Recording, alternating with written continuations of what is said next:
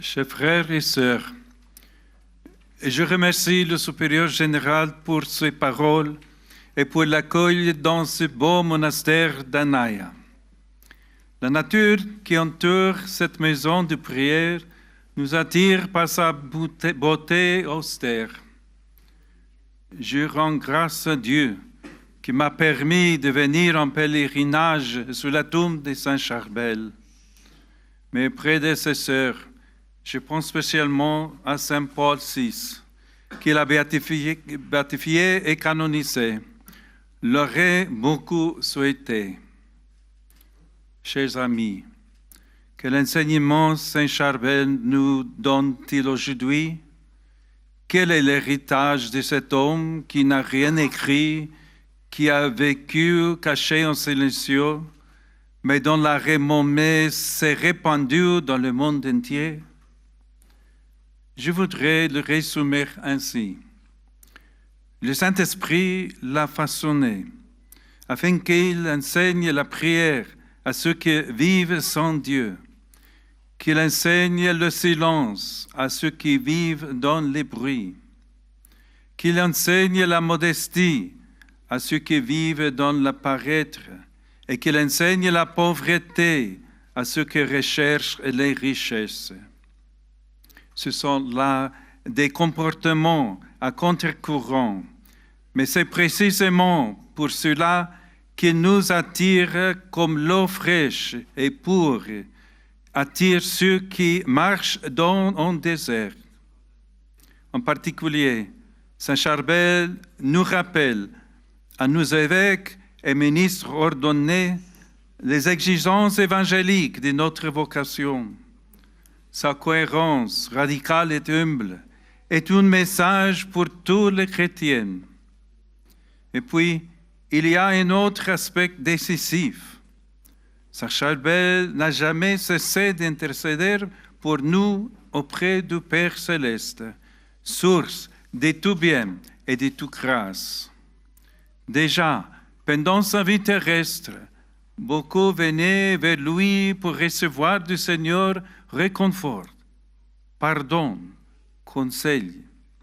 Après sa mort, tout cela s'est multiplié et est devenu comme un fleuve de miséricorde.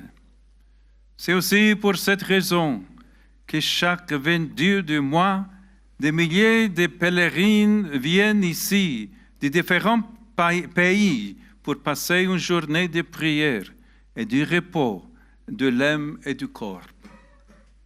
Frères et sœurs, nous voulons aujourd'hui confier à l'intercession de Saint Charbel les besoins de l'Église, du Liban et du monde. Pour l'Église, nous demandons la communion, l'unité. En partant des familles, petites églises domestiques, puis dans les communautés paroissiales et diocésaines, jusqu'à l'Église universelle. Communion, unité. Et pour le monde, nous demandons la paix. Nous l'implorons tout particulièrement pour le Liban et pour tout le Levant. Mais nous savons bien, et les saints nous le rappellent, qu'il n'y a pas de paix sans conversion des cœurs. Que Saint Charbel nous aide donc à nous tourner vers Dieu et à demander le don de la conversion pour chacune de nous. Chers amis, pour symboliser la lumière que Dieu a allumée ici par l'intermédiaire de Saint Charbel, j'ai apporté un cadeau, une lampe.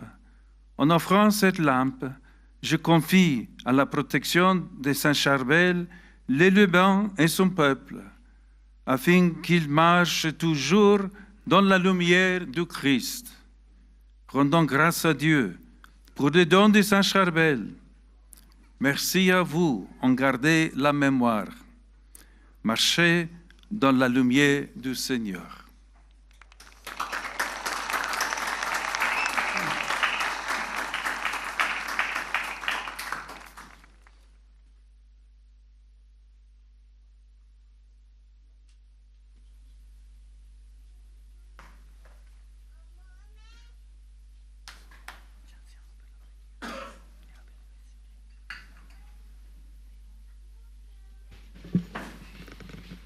Prions le Seigneur.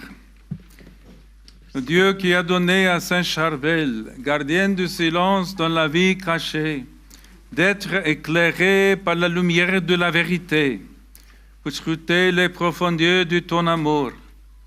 Accorde-nous qui suivons son exemple, de mener dans les déserts du monde le bon combat de la foi et de marcher joyeusement à la suite de ton Fils Jésus-Christ.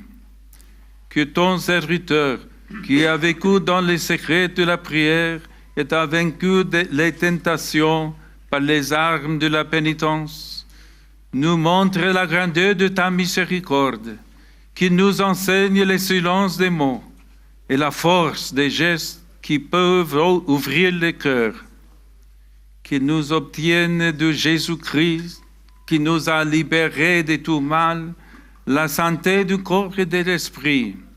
Elle intercède toujours pour nous, afin que nous puissions avoir part avec les saints au royaume éternel.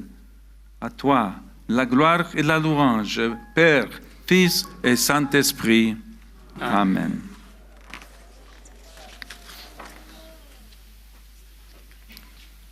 Le Seigneur soit avec vous. Et avec votre esprit. Que le nom du Seigneur soit béni. Notre secours est dans le nom du Seigneur. Que Dieu Tout-Puissant vous bénisse, le Père, et le Fils, et le Saint-Esprit. Amen.